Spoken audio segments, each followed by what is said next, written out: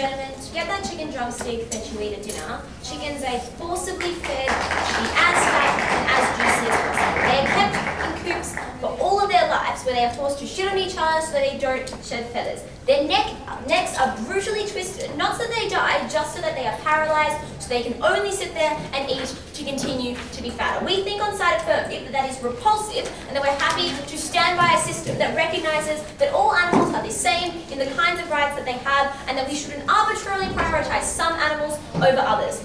I'm going to bring you... Oh, I left this. Oh, no. Okay. So, I'm going to bring you a few things in this speech. Firstly, I'm going to tell you about the egregious imposition on animal rights that this leads to, and secondly, I'm going to tell you about how we best balance the utility of harms that may accrue to humans with the harms that accrue to animals under the status quo. We think this debate is about changing the status quo, so that we're no longer allowed to kill animals for food or entertainment in a way that is currently done. We think that this is about recognizing that it's whether or not it is equitable to use animals for our own concerns in things like horse racing, and things like circuses, and things like eating animals. So firstly, why it's an egregious imposition on animals. The first thing we'd like to say on this is that we know that animals are sentient beings. We think the numerous kind of studies that have been done, the fact that they can put pigs in a cage, present them with two options, present them with one plate of food which is electrocuted but has more food, and another plate of food which has a smaller amount of food but doesn't reduce that electrocution. What happens in these decisions is that pigs are able to weigh up the consequence of being electrocuted. They're able to choose the option with less food but the lesser harm of not being electrocuted. This is the kind of evidence that is all over the scientific journals to tell us that pigs are in fact sentient beings, that all animals are in fact sentient beings, and the ability that they can weigh up choices and rationalize. We think that in the instances of where pigs are something that we often eat, we think that they're the same in terms of their sentience as a 3-year-old child. We think the fact that we place them differently is particularly problematic. Secondly, we think the fact that when you put cows on conveyor belts, they try and scamper away from that conveyor belt because they know that they're going to their death, because they can see what's happening to the other cows in front of them. We think that kind of evidence tells us that pains are sentient. Secondly, we'd say that that didn't make sense. Secondly, we'd say that the other reason we think it's important to recognize animal rights is the pain that they feel. We think to the extent that abused animals whimper and run away from that abuse, to the extent that if you were to kick an animal, it would cry in pain. We think that's particularly problematic. But more than that, we think what makes that pain even worse is that those animals understand that there is impending pain, but they can't understand why that impending pain keeps occurring. They can't understand why they keep being whipped, why they keep being kicked, why they keep being abused. That in itself makes that pain so much worse, because they don't have that ability to rationalize why it is that humans are constantly abusing them or killing them or whipping them. We think that's particularly problematic in terms of pain. Thirdly, consent. We think animals can't consent to the kinds of harms that were accruing to them. Even if they could consent, the problem is that we can never tell whether or not they want to consent. So we have to take the view that would animals want to consent to being butchered for meat? We'd say under the current status quo, we have to assume that they wouldn't consent to that. The fact that they do run away from those conveyor belts means they don't want that ability. We think that when you can't forcibly engage individuals, the fact that individuals don't choose to opt into these things on their own means they're not consenting. The fact that they don't run towards the abattoir or the people with the whips means those individuals can't consent to that pain. Lastly though, we'd say that the way current society works in terms of the kinds of animals it prioritizes is relatively arbitrary, in that for some historical context we've decided that it's okay to eat cows and pigs, but it's not okay to eat dogs in certain countries, or koalas. We think it's a totally arbitrary concept that individuals have placed based on a historical construct that in no way is relative to the kind of sentience and the kind of pain. It's only relative to the kind of animals that people first stumbled upon eating upon, and then decided that they continued to like that. We think that arbitrary nature is particularly problematic, because it in no way recognizes the kind of sentience, the kind of pain that these animals feel. But lastly, we'd say that humans have a responsibility because of the higher sentience that we have. We think in the same way that adults are smarter and have more knowledge than children, and therefore are able to make decisions on behalf of those children. We think they do that in the interest of those children. We think in a similar way, humans have a responsibility to act in the interests of those animals, because humans have that higher level of sentience, have that higher level of responsibility. We think that the aim shouldn't be to achieve maximum social utility, but humans should take upon them that burden of acting for those individuals who can't, in the same way that we prioritize vulnerable individuals in society. So secondly, how do we best balance the utility that humans get from animals versus the harms that happen to animals? We We think there are a few harms that happen in terms of the way animals are often treated. So we think that in terms of the way animals are treated in an abattoir, in terms of the way they are exsanguinated, what happens is that a metal spike is driven into the head of cows. They're left hanging upside down, half dead, but in excruciating pain for days. And the only reason that they do that is so that the meat can be more tender, so that humans can enjoy it more. We think that harm is morally abhorrent on this side of the house. We think the fact that that minimal benefit is the only thing that you can justify that harmful is particularly problematic. But even more than that, we'd say that death in and of itself is problematic. Even if this side of the house could prove that the practices in which they would kill animals would be pain-free, we think the fact that you're killing them in the first place is particularly problematic, because we think those animals would prefer to live in a rational, in the rational way. So the fact that they prefer to live means that any way in which you kill them goes against that preference, goes against that right to life. Moreover, we'd say that often in the way freedom is restricted is particularly brutal for those animals. So the extent to which you make bears dance in a circus means the fact that that bear got to that point means that it had to be particularly brutally restricted in the way it could act. It meant that it was whipped so much that it wasn't able to actually, that it has gone to the point of doing that. We think the fact that we actually do that to make them behave so well that you don't even need to whip them in the current circus means the kind of pain, the kind of torture we have imposed on those animals is that problematic. We think to the extent that you restrict freedom, to the extent that you restrict life of these animals, it's particularly cruel to try and prioritize those over the marginal benefits of getting to eat tender meat and of getting to watch a circus. But why can we restrict utility to that extent? We'd say that in terms of eating meat on the first instance, we'd say that that kind of utility isn't that, in terms of all the problems, the utility only exists for a certain amount of time. So the utility you get in eating meat only lasts for a generation, because after you've never eaten meat, and after no one else has ever eaten meat, no one actually knows how, the utility of that process of eating meat, in the same way of watching an animal in the circus. Once that generational gap passes, you are actually in no way able to know what utility you are missing out on. But secondly, you'd say there are ways you can substitute it to the extent that we're talking about food. You can get the exact same nutritional value from things like spinach, from things like genetically modified meat. We think that's particularly important because we're not able to claim that that's problematic. But lastly, we'd say, in terms of eating animals, in terms of putting animals in the circus, it's extremely inefficient in the way that you look at it in a utilitarian way. It's extremely inefficient to farm animals for food when you could in fact be farming vegetables, when you're using that land and you're feeding those animals more food just to cultivate them. We think that's particularly problematic that the utility you restrict, that's why you can restrict utility. But we'd say even if, why is it still okay, what am I saying? Okay, we'd say the other reason why that harm is so particularly great to those animals is because the harm is disproportionate, because the utility is always, the harm that animal feels is always worse because they have no ability to lobby for that change. They have no ability to say that they don't like being eaten. So we think that under the status quo, that means that system will never change. That utility will never change. There will always be disproportionate harm towards those animals because they have no mechanism of actually trying that. We'd say the fact that people control those animals, the fact that people control the lives of those animals is particularly problematic. On this side of the house, we think that the arbitrary nature to which we deem animals' rights is problematic. We'd be happy to stand by a system that prioritised all animals and got rid of the harms. That's why we're proud to propose.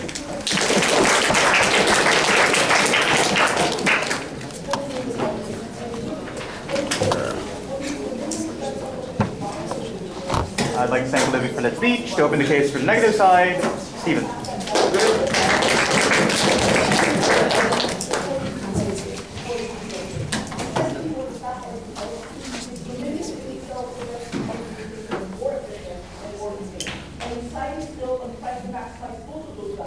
Speaker, the burden of the affirmative team in this debate was to justify not just why all animals have some rights, but why all animals should be given exactly the same standard of rights, despite the fact that manifestly, according to the same science cited by the affirmative team, animals are not equipped with the same standard of cognitive capacity to be the same receptors of rights as each other.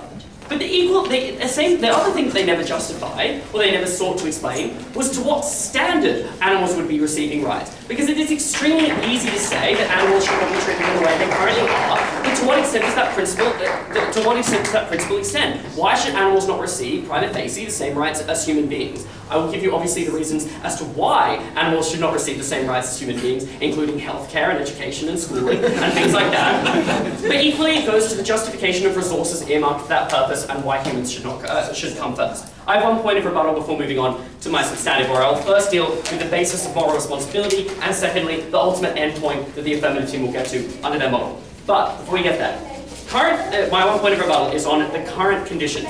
As I flagged in my introduction, the negative team will seek to demonstrate why it is morally legitimate for the state to impose a system of regulation as it exists currently, and a justification that says that the status quo is acceptable in terms of the rights balance between humans and animals. And so that means in terms of caged chickens and the worst excesses of like bears dancing in circuses, will provide a justification for that. But that doesn't mean that we necessarily support any of those things, and a modern conception of animal rights goes against the fact that the current respect for animal rights is completely nonsensical, and the fact that it doesn't respect them on the basis of cognition or utility or harm. And so the negative team doesn't support things like the ridiculous historical ways in which we prioritize the eating of some meat and don't allow the eating of other meat within Western societies. And also, we'd like to point to the fact that there's been huge changes in terms of the treatment of chickens, and in terms of the fact that people are rapidly coming to the realization that that should not be the way in which we treat animals. Equally, I have a little bit in terms of exsanguination. I had a sudden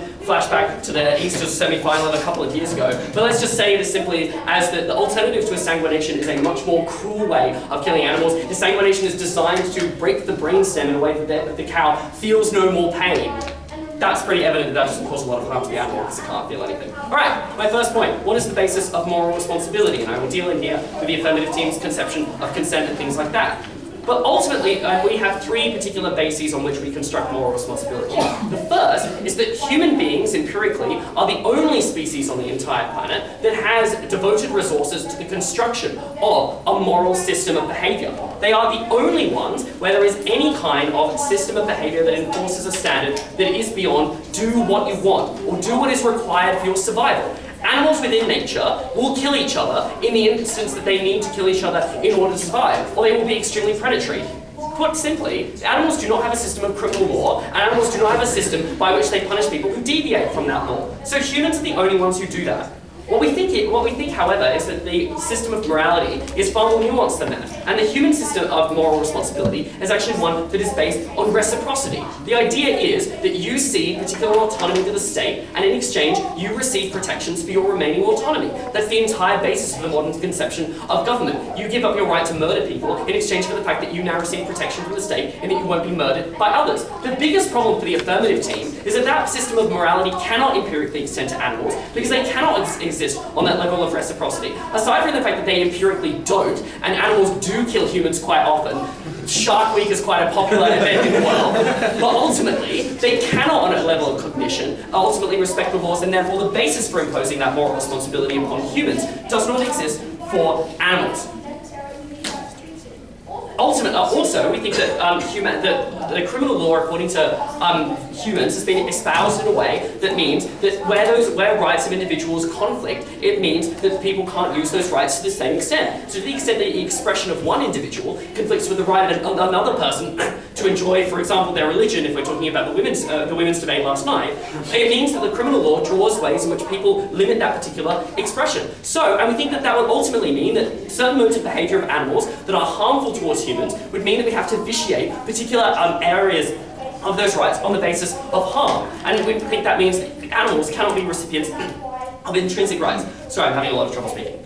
The second justification on which we see moral responsibility is on the basis that a huge number of species across the planet continue to live solely on the basis of the intervention of humans. As cited earlier in my speech, animals do live in a state of nature, and that state of nature is often extraordinarily cruel. And it is empirically true to say that huge species of whale, huge species of rare tiger and leopard, and huge species of apes would, and sometimes even human beings that can't survive in the wilderness, would die if not protected by the governmental resources of humans. And we think that at a certain level that justifies the fact that humans get to decide how their resources are spent in terms of the preservation of that life and to what quality of life that is preserved. But equally, we think that in terms of the kind of hypothetical rational animal, we think that in terms of human beings, there's often the extent to which we prioritize the ongoing existence of human beings instead of the quality of life. So the fact that humans have not actually settled on a question of whether or not euthanasia should be legalized on the basis that some people believe we should prioritize life no matter what, and others believe that it's about quality of life, reflects the fact that that's equally a consideration that hasn't been made in the animal kingdom,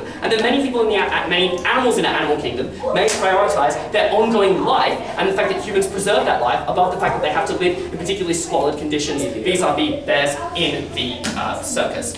Finally, even if it is true that you buy none of those intrinsic values of moral responsibility, what do we think the way up in terms of utility is in this particular debate? Because it is manifestly untrue to say of the affirmative team that because pigs are as sophisticated as 3-year-olds, therefore either all animals are as sophisticated as pigs, or all rights that accrue to 3-year-olds should also accrue to pigs. Neither of those things are true. Firstly, because as cited by the affirmative team, there are scientific experiments which dictate that particular animals are more advanced than other animals. So some animals, for example great apes, have the ability to recognize that they are themselves a person, have the ability to form preferences on the basis that they have an existence, and are therefore able to live what we would probably describe as a life. But other animals are not. And I'm not even going to use the kind of like example of jellyfish, the fact that they have absolutely no capacity to exist at all, although they would also be supporting jellyfish.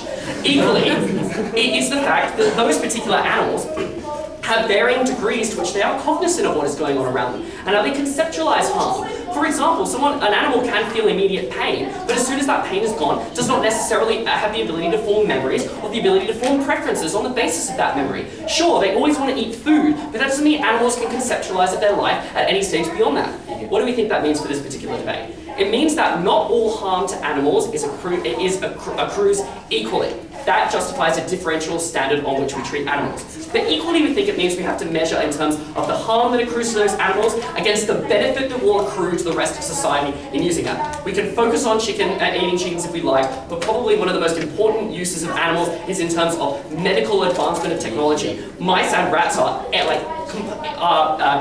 we could not possibly stop using mice or rats in terms of the development of medical technology for the fact that instead of a mouse dying, it will be a human being. And we think that on the basis that the kind of life that we preserve in human beings outweighs the kind of life that we preserve in a mouse, means that it justifies differential treatment on the basis of utility. Because we think that animals are do not receive the same rights as human beings, and because the rights that animals receive are differential on the basis of the good that they can do for others, we are very, very proud to oppose.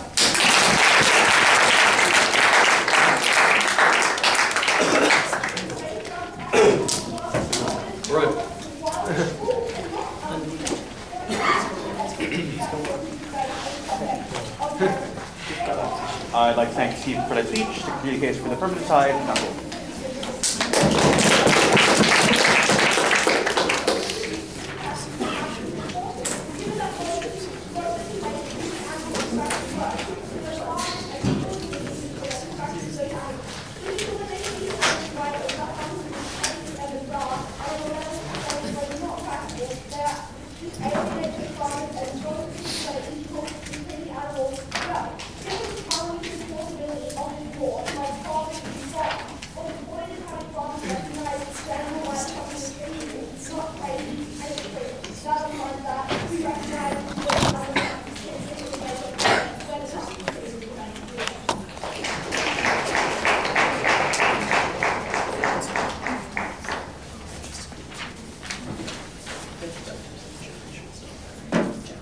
Mr. Speaker, it was interesting that First Negative wanted to tell you that exsanguination was actually the least cruel method of killing cows.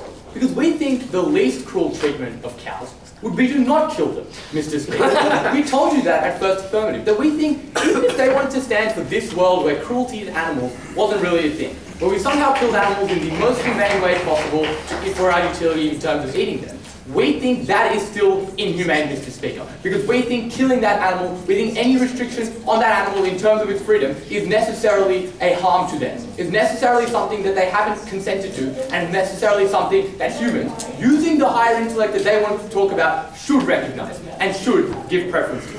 I'll ask two questions in this speech. Firstly, what is our responsibility to animals? And secondly, how exactly do we treat animals and how should we balance that in terms of the utility that humans get? On the first question, what is our responsibility to animals? First, I wanted to tell you that they don't have the same level of sentience as human beings, and therefore they cannot be afforded exactly the same rights as human beings. I want to tell you they don't have a criminal law system. Guys, that's why we're not imposing a criminal law system on animals. That's why we're not making them liable for things, that's why we're not like allowing them to enter into contracts, right? Because we recognize that humans are different to animals. What we are saying is that the combination of the sentience that animals have, of the inability that they have to consent to the practices that we're talking about in this debate, means that they at least have the basic right to life. That they at least have the basic right to freedom and to not be whipped every single day of their life, simply some marginal utility of human beings. We would say that's extremely consistent with the way humans allocate rights under the status quo, to the extent that we recognize that children don't have the same level of sentience and intellect as human adults, and therefore we restrict their rights, but we don't say you either have no rights or you have all rights. We completely recognize on this side of the house that you can allocate rights proportional to the level of sentience that different beings have. We think to the extent that animals do have some level of sentience, that they were happy to concede in the fact that like pigs are just as sentient as 3-year-old human beings, we should grant them that at least that very basic right. But secondly, to the extent that animals are different, like between themselves, that pigs have different levels of sentience to like dogs, we think we should treat them to the highest standard, not the lowest standard. Because I think both teams in this debate can agree that it is far better for an animal with no sentience to be treated extremely well than for an animal of like very high sentience that can feel pain, that can process exactly how bad the treatment of it by humans is. It is far worse to be treating that animal badly than it is to be treating an animal of no sentience extremely well. But thirdly, even under their conception of what they want the world to look like, they still stand for a system that doesn't allocate those rights proportionally to the level of sentience. They stand for a system in which the social norm is to eat pork, because that has been like constructed over history, even though pigs have some of the highest levels of sentience research amongst animals, Mr. Speaker. Their model didn't stand for any of the values that they wanted to talk about. But the next thing that he told you at first neg was that we often prioritize like the existence of life over the quality of life. That's exactly what we're proposing, Mr. Speaker. We're happy to say that even if the existence of a cow in a farm is slightly better than the existence of cow in nature, the fact that you then remove that life, the fact that you then make that life cease to exist when you kill it in order to eat a steak, means that we are preserving that existence of life over necessarily the quality of life. The last thing he told you on this issue was that like it is just like it's like be all and end all. Like either they should have the same rights as 3-year-olds in the instance that they have the same level of sentience, or they shouldn't. No, the reason for that is that he conflated like the 5 different levels of analysis that Olivia gave you as to how we aggregate the allocation of rights. Liv told you that we consider things like potentiality, like we consider things ability to consent. We consider things like your sentience and aggregate those claims when we allocate rights. So while it was true to say that pigs have the same level of sentience as 3-year-olds, they evidently do not have the same potentiality as 3-year-olds, which is why we allocate them some basic level of rights, but not every single right that a 3-year-old has in terms of welfare, in terms of education, in terms of housing, Mr. Speaker. We think it was pretty clear what the opposition stood for, but tried to mask through their rhetoric, was the inhumane and disgusting treatment of animals. We think humans have a higher burden of responsibility to them than that. We're very proud to oppose that. To the second question, what is the treatment of animals and how does that balance against the utility of humans? They told you that they simply don't support bad treatment. Presumably they were happy to stand for like stricter regulations on how humans can treat animals. Why will this always happen, and why are there structural reasons against people ever innovating in order to improve their practice? And this fits nicely into what I'll be telling you in substance. The reasons are that there is no profit incentive for companies that make billions of dollars a year to change their practices, because these are the most profitable. But moreover, there is no incentive for them to ever disseminate that information. That's why meat companies go a long way towards ever preventing people from understanding exactly how it is that that animals are killed. That's why there's a complete disproportionate level of asymmetrical information amongst the people eating the chicken on your dinner plate, but not understanding how that animal was killed. But why is there structural reasons as to why that innovation will never occur? Because under the status quo, there's a first mover disadvantage for someone to actually invent, to create a meat substitute. Because you spend money on that research, and the amount of money that you're spending means that profit is lost under the status quo because no one else is moving in that direction. Where the profit lies under the status quo is continuing inhumane practices and continuing the disgusting treatment of animals. How do we fix that? Because we create this massive profit motive for the first company to create a viable meat substitute, Mr. Speaker. We create a massive profit motive for big pharma companies to create viable alternatives towards animal testing. So instead of under the status quo where you have ethical researchers conducting this research, you actually put a profit motive for companies to go out and find the best researchers and to go and conduct the best research into how we can actually get the substitutes for these products. But moreover, that actually leads to the highest quality because we increase competition in that market. Because there is such a demand for meat, as they wanted to tell you about, we think that means there is a massive profit motive and to get the highest quality of substitute products. What else do I bring you in substance? Why is this actually better for humans? Because under the status quo, farmers and meat companies are unable to appreciate the externalities that their practices actually create. If you're an individual farmer, you cannot rationalize the wider societal harm that your practices at your individual farm are actually creating. And moreover, as I've already said, meat companies have a direct profit motive to not recognize these externalities. That's why governments have to impose this mechanism and why it can't and won't ever come about organically as the opposition wanted to tell you. But moreover, why is this actually good for things like the food crisis in Africa, Mr. Speaker? Because at the moment, people in Africa aspire to Western farming practices and want to meet the Western demand and Western social norm of demanding meat. We change that because those practices are inefficient, and moreover, those countries will never get a comparative advantage in those sorts of industries when countries all over the world can do it better than them and can do it cheaper. We change that because we put everyone back to square one and we make them far more likely to be able to compete in a more efficient way and in a way that is far more likely to feed more people and alleviate poverty in those sort of countries. Mr. Speaker, the opposition wants to tell you they don't stand for the cruelty against animals. Unfortunately, they stand for a status quo that has put that on animals with absolutely no consideration for the ethical treatment of animals. We were very proud to propose.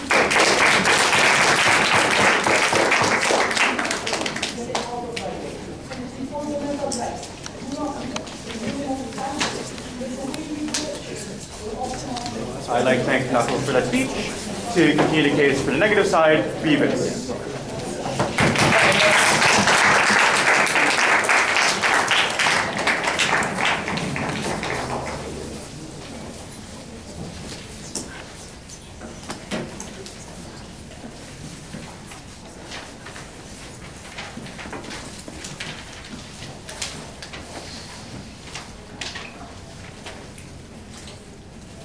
On both speeches on the affirmative team, they have conflated an approach against cruelty with an approach that treats all animals the same.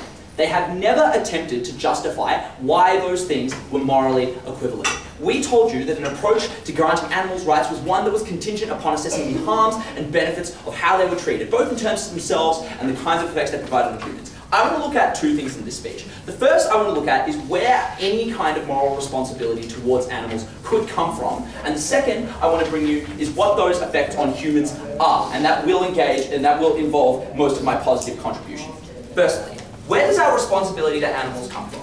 We've had literally no response to a number of the limbs that Stephen presented you. Stephen initially presented to you an argument that as the only beings that have constructed moral systems, humans are the ones that determine where those systems should be applied and should be delineated. They didn't try to engage with the idea that moral constructivism requires some degree of opting into it. Secondly, and further to that analysis, we demonstrated that the basis by which rights and protections are accorded are on the basis of reciprocity. So in the way that you could grant hunters no right to kill a bear will still kill a person that tries to take their honey. And we said that was inconsistent with the principles by which moral systems operated, in the way that if you committed a crime, your freedom to move and various other freedoms and rights that were granted to you by the state were restricted. There was no response to that to say that they weren't attempting to grant a system of criminal law to animals. Perhaps they should, because chimpanzees and dolphins frequently torture the young of opposing tribes, but equally, that wasn't the contention that we were even advocating for. But what they then said was that the right to life of a child would be analogous to that of a pig. Again, no reason why that should be broadly extended it to a jellyfish that doesn't have a central nervous system. But crucially, they acknowledged that potentiality was an argument by which we gave some rights towards children. Potentiality wasn't actually the metric that they were giving those people to. That wasn't the metric by which they were giving rights of animals though. Because what they said the rights of a pig were based around that level of sentience that a pig should have, and didn't even try to explain why there was any broader follow-through of those rights. But they then tried to justify it by saying that it was better for a creature that wasn't sentient to not feel pain, and that we should automatically flow to the highest kind of rights with sand. He didn't engage in any kind of balancing act there. Like, why does a jellyfish or a fish or a chicken that can't conceive of itself as an autonomous individual, can't project future preferences into the future, or like a laboratory rat for that matter, why is the short-term infliction of pain on that thing more such a thing to be avoided than getting medicine for humans, or the enjoyment that a person gets from eating a tasty steak? There was never an attempt to weigh why utility matters and why the kinds of autonomous and preferential considerations that autonomous creatures make are important. That was why utility had to be, to some extent, an important consideration in this debate. What he said in response to our argument that, in our response to the creation argument that justified humans doing what they like to animals, the idea that because humans continually assure the survival of species, we have a claim over the ways in which that survival is guaranteed and maximised to our use. He said the quality of life was lessened for cows regardless of how we killed them. That missed the point entirely. The point of that was that the cow as a species would not exist without human intervention because it cannot fight off predators and it cannot defend itself adequately. And the existence of farms and protected spaces and shepherds protecting sheep guarantees, firstly, the broad-term existential survival of those species, which legitimizes moral claims and the ways in which that survival is exercised and used to benefit humans. But secondly, that even within that metric, you could not assess whether a cow valued its life to exist more than it valued not being in pain over the course of that life. And that was a consideration that even human societies hadn't come to an adequate realization on. So that was why we were happy to slaughter cows, even in painful ways, because the benefit of the life extended to the cow by being used for food. Secondly, they then went on to suggest that there was an arbitrary historical preference that accorded various rights to certain animals. We said that that was fine, because that accorded perfectly with the kinds of broader societal utility that cultures placed on observance of their cultural practices and placed upon the consumptions of certain kind of meat, and equally well placed on the value of lives of children who weren't sentient and therefore did not deserve rights extended to them under that metric. We said that utility and historical preferences were entirely legitimate bases upon which animal rights could be granted or could be restricted. They need to engage with the wealth of reasons that Stephen presented as to why the kind of constructivist system of rights requires some degree of buy-in that animals couldn't do, and even in those cases, why the utility that people get necessarily was not better. But let's talk about what the effect on humans was, and I'll engage firstly with Nicole's positive material. The first thing he said was that this resulted that there existed no profit motive to create something like alternative meat. We would suggest that the idea of Africans and the mass market that they pointed to of people that would not be able to eat meat that was produced under the status quo probably already created that market. But secondly, the idea that ethical consumerism did not exist was simply untrue in this debate. Like the idea of PETA or wildlife federations or Daniel Swain served to agitate for various standards of ethical treatment of animals, and occasionally are quite compelling, although personally I don't think Swain is. The idea there was that already existed under the status quo adequate mechanisms that pushed towards the driver for people to be treated better. Secondly, the idea that there was no profit motive for treating these animals better, crucially, was not an argument for their side. That was an argument for some degree of state intervention that realigned the profit motive of treating animals with the market. That wasn't an argument for treating all animals the same. You guys have severely misplaced your burden in this debate. Finally, he said that the criminalizing of eating all meat would be better for Africa. We think that that is, to some extent, a determination that neither team in this debate can matter. That people within those cultures can choose whether they would like to prioritize some degree of inefficiency or some degree of hunger contrasted against cultural norms that surround the consumption of meat and the acquisition of affluence and becoming more like the Western society. We don't think that is a determination that can be considered to be objective under either side of the debate. But what they also said was that meat eating was necessarily generational and that the utility of meat eating was lost after one generation. We firstly questioned why generationality was necessarily an appropriate consideration. Legit, any activity that you stopped doing after a certain number of generations would presumably lose that kind of utility that attached to there. But so as a result, you could justify any imposition on any activity on the basis of generational utility. That was not really a consistent argument. But secondly, we never accepted that the idea that meat was really tasty and tastes better than fake bacon, which I think most of you are all going to agree, was something that didn't fade away after generationality, and the shared norms of of culture which continues to suggest that the consumption of those things was good. Finally on that, they said that they would never change because there was no lobby. I've already demonstrated why those lobby groups exist and why we don't care, even if they don't. But why is the cultural change that they want deeply problematic for the treatment of a large number of animals?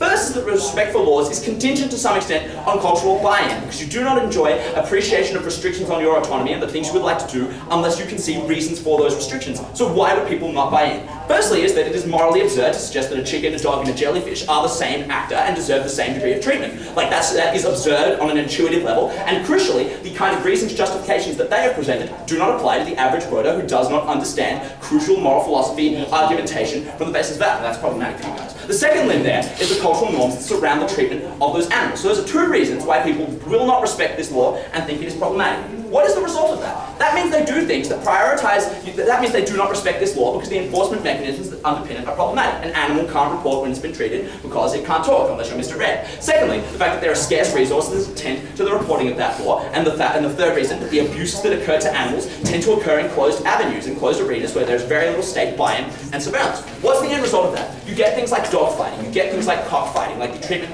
of bears, things that provide short-term boosts towards human utility. You get that because when you see all laws regarding the treatment of animals on the absurd basis that an affirmative team proposed, you do not respect any of them and opt for things that provide you with a huge rush of adrenaline and utility, like those combat ones. That results in more suffering and, crucially, more suffering to the most kind of sentient animals. Those were reasons enough why, firstly, animals did not deserve the same kind of rights equally, and even if they did, it would be bad for the treatment of them. So the motion had to go.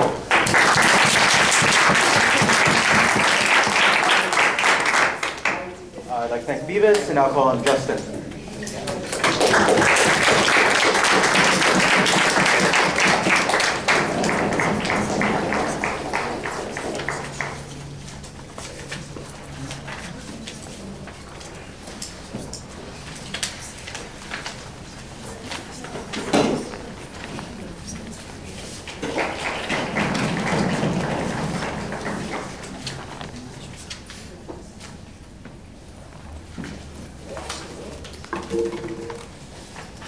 Mr. Speaker, I do think Swain is compelling, and I'll answer 3 questions to show why.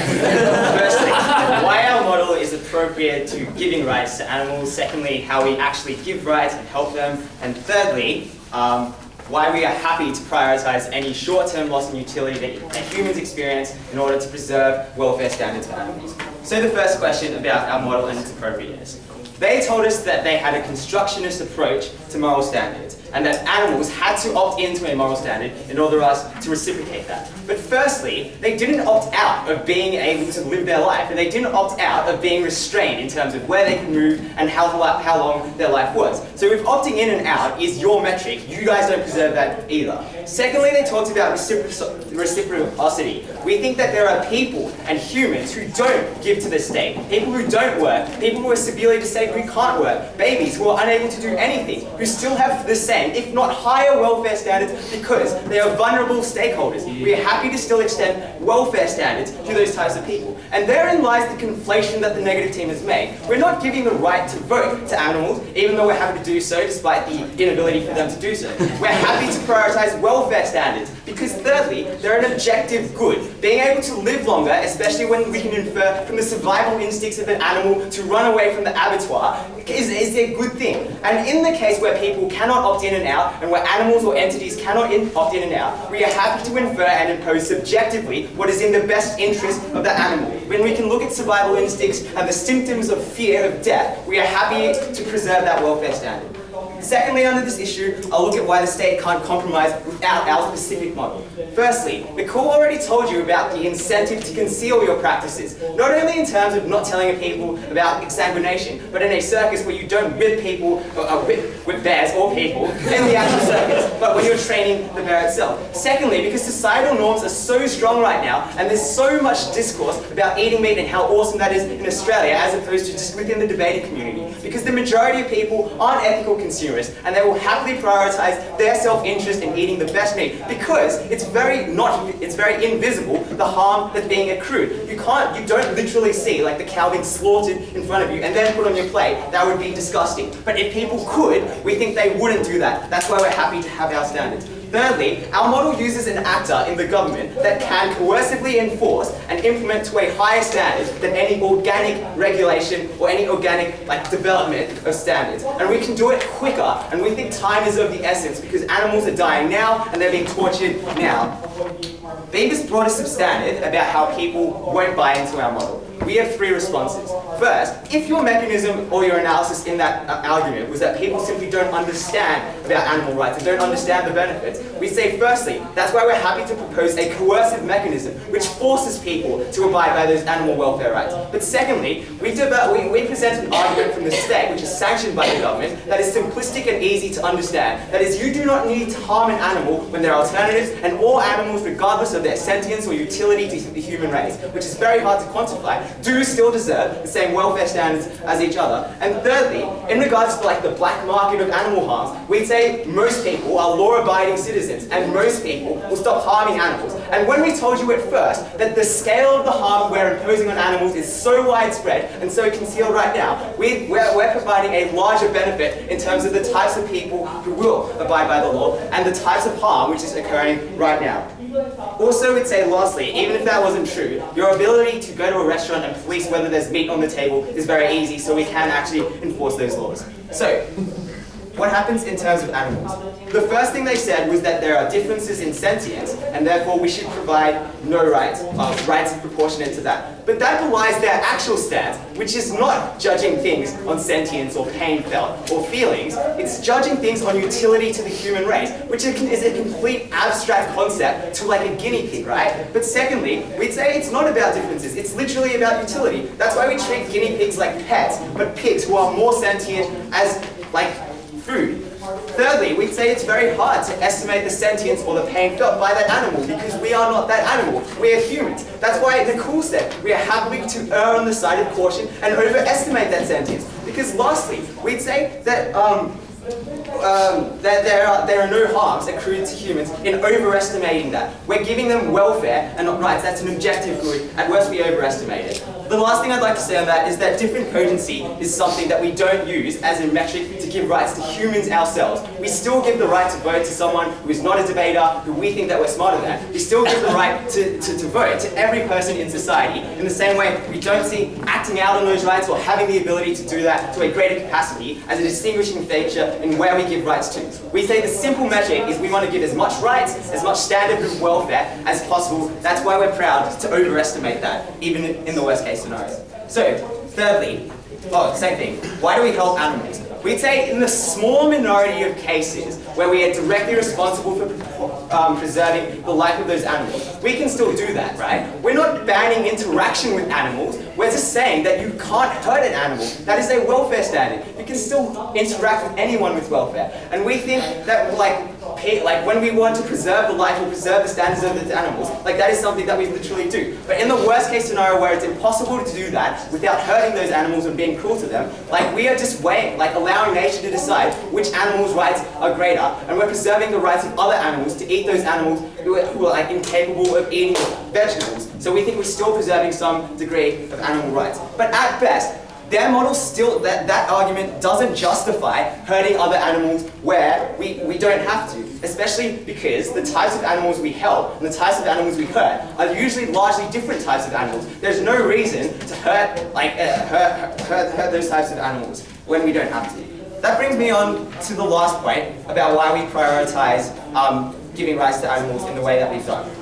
Firstly, we told you this at first, and this is a no response. Because humans can rationalize the harm that's being imposed upon them and their loss of utility with the justification that it's helping another being, we think the harm is far less. And a cow doesn't understand why it has to die and that it's giving you enjoyment in terms of taste. That's why we think the harm's far greater in terms of the animals. Rationalizing is important. Secondly, we'd say that it's disproportionate the harm that we impose on those animals. And that's for the simple facts that there's structural and profit incentives to conceal those practices. Animals can't lobby for themselves.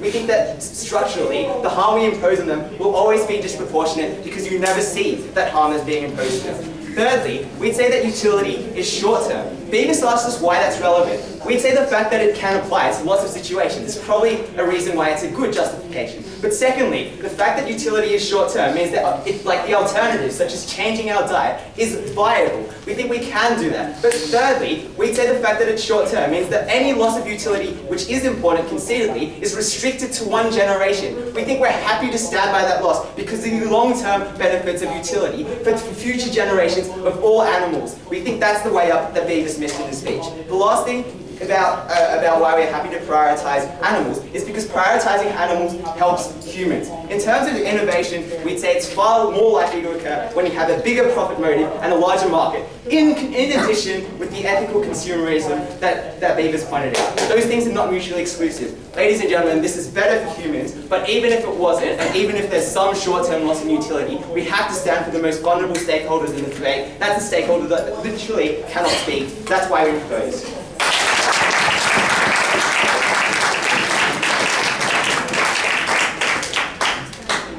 I'd like to thank Justin and recognize Finley.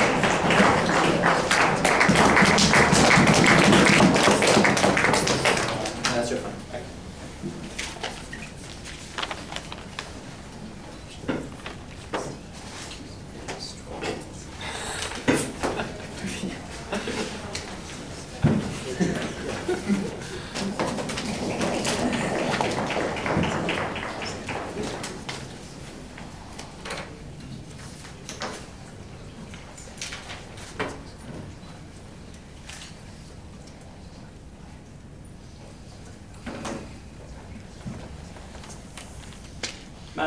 Mr. Speaker, I want to deal with two questions in summarising this debate.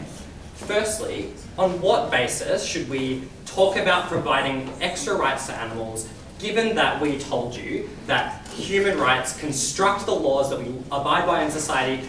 Our construction of morality is ultimately the one that we have to serve and not those of the animals. But secondly, even discounting that, does the affirmative team actually reach their goal of providing greater human rights, animal rights as it were, to animals in this debate, in implementation of their model? So, on to the first question. Because what we told you, Mr. Speaker, was that human beings are the only species on the planet that have a method for constructing morality in any meaningful way as it serves them. We told you ultimately three justifications for why that was true. The first was this idea of reciprocity. We told you that the animals that the affirmative team wants to provide additional rights to will not understand how those rights actually work, don't have a conception of what that means for them and how it affects their future preferences, and ultimately wouldn't understand whatever kind of enforcement of laws that would work on their behalf by humans. What do we hear in response? They said, we're not aiming to give these animals like a criminal justice system whereby, you know, they could enforce their rights and morality against human beings. We told you that this wouldn't mean anything, Mr. Speaker, to a lot of animals, even if we were talking about their easiest conception of what would actually be provided by them, which is that they would guarantee like a right to life for animals. Because firstly, we told you that providing a right to life to a jellyfish was literally meaningless, because that jellyfish ultimately is blobbing around in the ocean with literally no conception of why it is there and what it is doing in the future. So providing anything to that jellyfish is literally meaningless from a conception of morality point. But secondly, many animals, our second response was that many animals would not actually exist if not for the way we've constructed animal rights by humans. They didn't actually provide a response to that point. So, what did they say next? At third, we heard that, additionally, although we told you that these animals can't opt into the system we provided, you know, they also didn't opt out of living their life. We told you, importantly, whether you're talking about opting in or out of a morality system, they couldn't actually do either. It wasn't a matter of we were stopping their life arbitrarily. It was the fact that they actually couldn't opt into the system of morality in the first place. And that was the analysis that they weren't able to respond to. But the second point we gave you, which literally got no response from the affirmative team in this debate, is that we told you that even if you take a utilitarian standpoint from the affirmative in this debate, we told you that humans have intervened to the point where many of the animals they want to talk about in this debate would not have existed. So ultimately, even if we are talking about the difference between a life of suffering on our side of this debate, which we didn't think was necessarily true, that has to be weighed against the fact that those animals would not exist in the first place. So to the extent that they can implement future preferences about their lives, that was not something that the affirmative team actually provided you to in this debate in the absence of those animals existing in the first place. But finally what we told you is that animals have different capacities to form preferences in their lives, and therefore society should treat the rights of those animals differently in accordance with the way that we perceive how morality should work in terms of animal rights. What do we hear on those spots? At third, we heard, wow, we need to apply this law at a base standard across all animals because we need to err on the side of caution and just presume that all of these animals experience pain in the exact same way in this debate.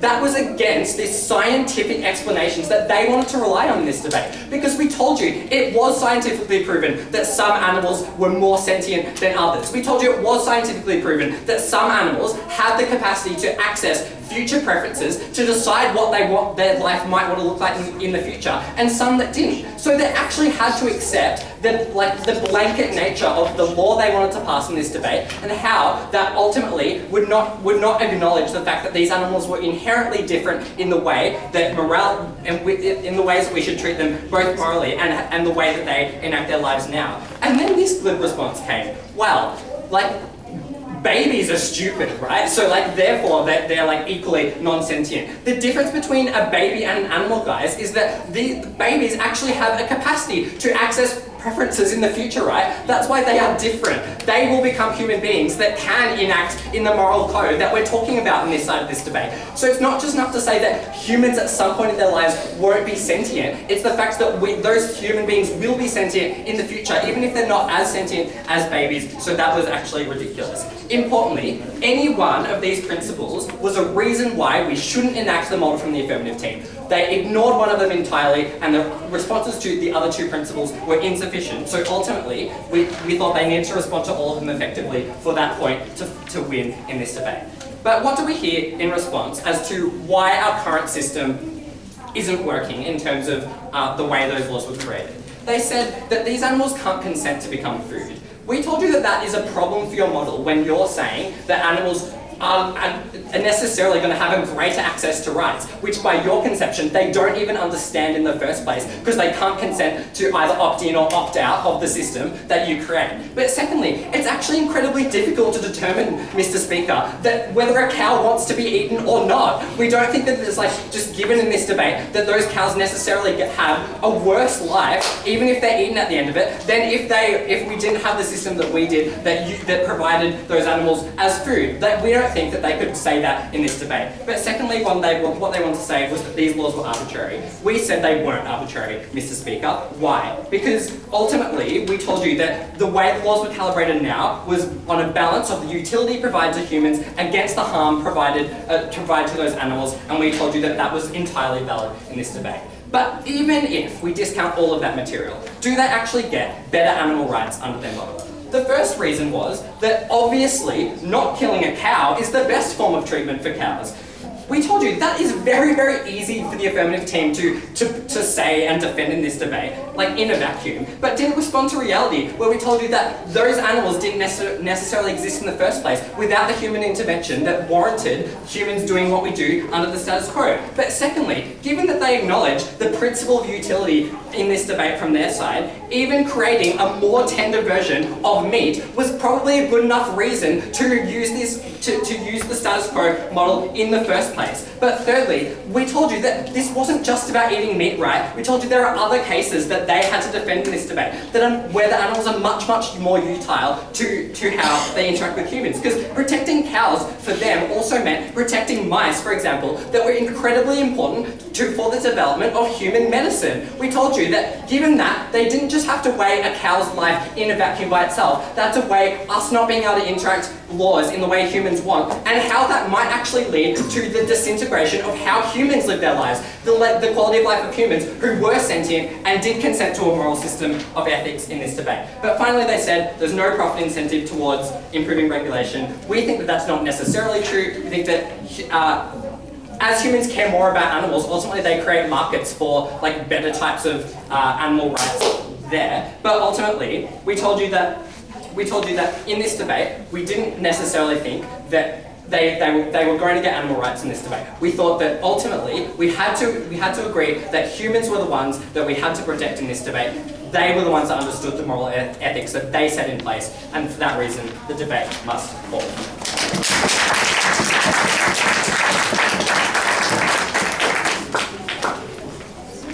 I'd like to thank Finlay, and to close the case for the negative side, Stephen.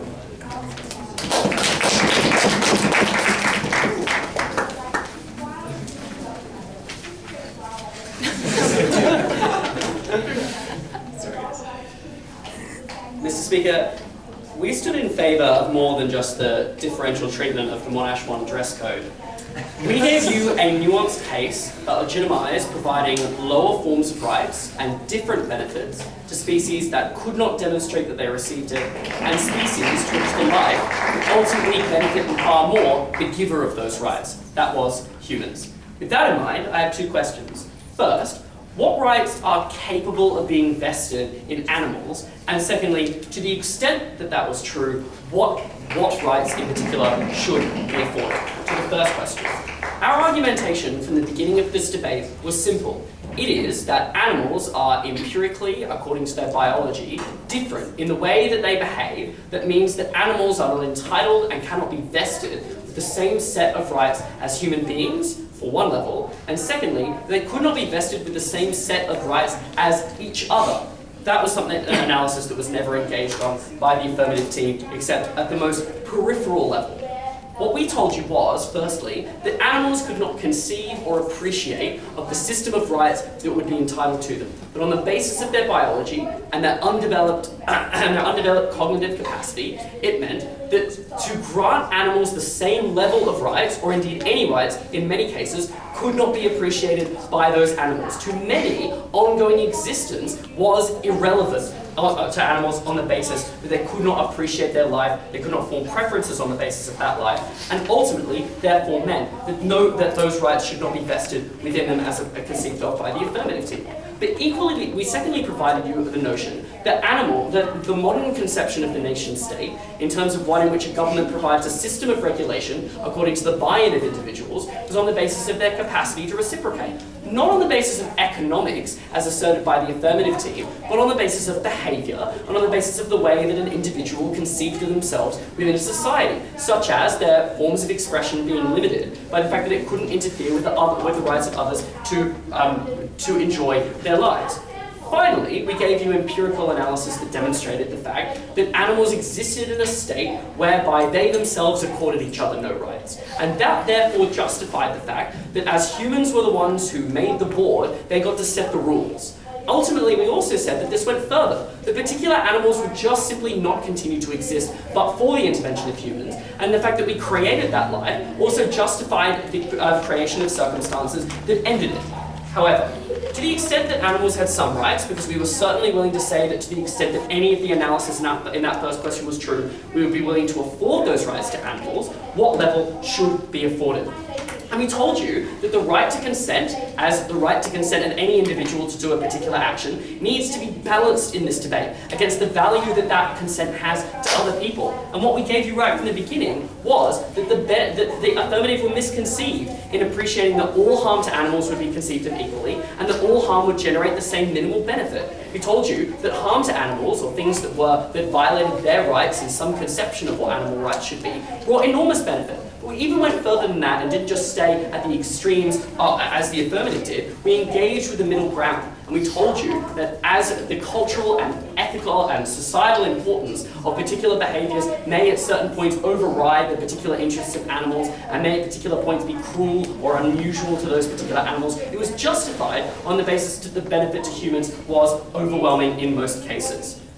Ultimately, we told you that we didn't necessarily support the contemporary treatment of all animals where that metric wasn't calibrated correctly, but that the correct response was not just to agree with the affirmative, that all rights should be respected, because that wasn't consistent with their own scientific principles. Ultimately, what we told you was that the kind of rights that needed to be afforded were of such an enormous value and would lead to such a detriment to the human society that granted those rights in the first place that it necessitated that those rights would be afforded. For those reasons, the debate fell to the negative.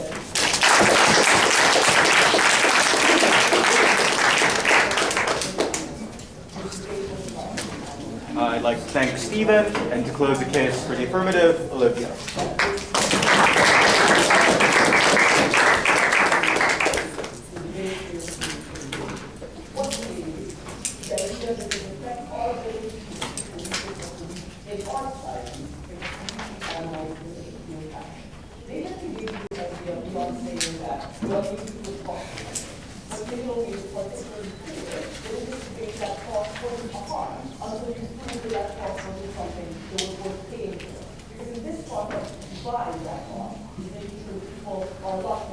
Mr. Speaker, by the end of this debate, the negative team tried to justify the allocation of rights based on the arbitrary nature of human taste, rather than protecting the rights that we proposed from the affirmative team. We were happy to arbitrarily overestimate the rights of animals rather than underestimate them, which is what the negative team did. I'm going to deal with two questions in this reply stage. Firstly, how do we best allocate rights? And secondly, how do we balance the utility with the harms? We told you under this first issue of how do we best allocate rights, right down the bench there were a broad range of considerations that we took into account as an aggregate when we allocated rights. Things like pain, things like sentience, potentiality, and consent. We told you though, the important thing was, it wasn't that we told you that these animals should have all the rights of humans, the burden that the negative team tried to push on us in this debate. It's just that we told you that as an aggregate, we should weigh up those things together when deciding the kinds of rights that we gave. That's why we told you that while the sentience of pigs is perhaps high, their potentiality is not. And that's how we came to a conclusion of where we were happy to draw that line. The negative team tried to stand for a few different things in this debate. At the start of this debate, they stood for having no rights because they thought they weren't the same as humans, therefore we shouldn't give them any. And then they tried to pretend like they were going to allocate those rights proportionally. This was problematic for a few reasons. Firstly, because at the end they still didn't want to stand for a system that achieved this, because this contradicted with their analysis of pigs are really tasty, therefore we should eat them. If they wanted to stand by a system that allocated things proportionally, they should have stood for the fact that pigs had a higher level of sentience and prioritised that. But secondly, we told you that we don't know the level of sentience, and that's why we can't allocate rights in that level. To the extent that we told you we didn't know that with humans, we told you that we err on the side of caution when we allocate rights, because we don't know that potential, that we don't know that level of sentience, and it's better to save someone who would otherwise have died than to kill extra animals, which is what the negative team proposed. They then tried to pretend that reciprocity was the metric. We told you that many people who contribute to society still get rights under the current status quo. And even in the situation that those individuals don't understand those rights, which is what they tried to pretend it was about. We told you that babies don't necessarily understand those rights, we still grant them those rights. Lastly, we told you inside Affirmative that humans should use their high level of moral responsibility and sentience to help those vulnerable individuals. The only thing at best that the negative team's model justified was taking away rights from members of society like babies and disabled people. They in no way justified their stance on animals in this debate.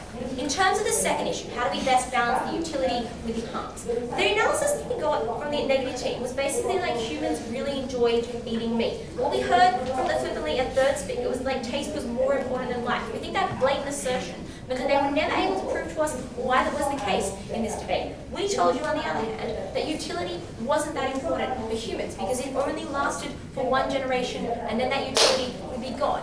We told you, furthermore, that the market is structurally incapable of setting morals and ethics because the market firstly didn't know what that should be, but secondly had no incentive to tell individuals and to change the kind of practices.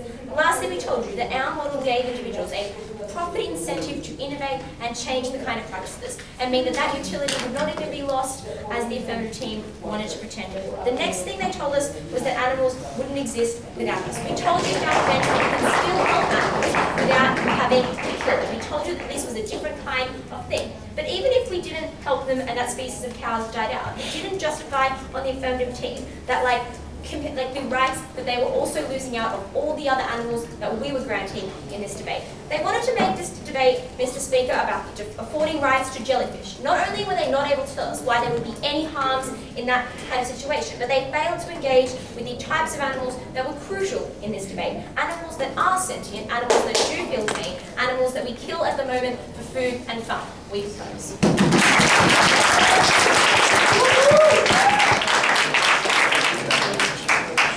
Thanks, Olivia. I'll speak to both sides, across the floor.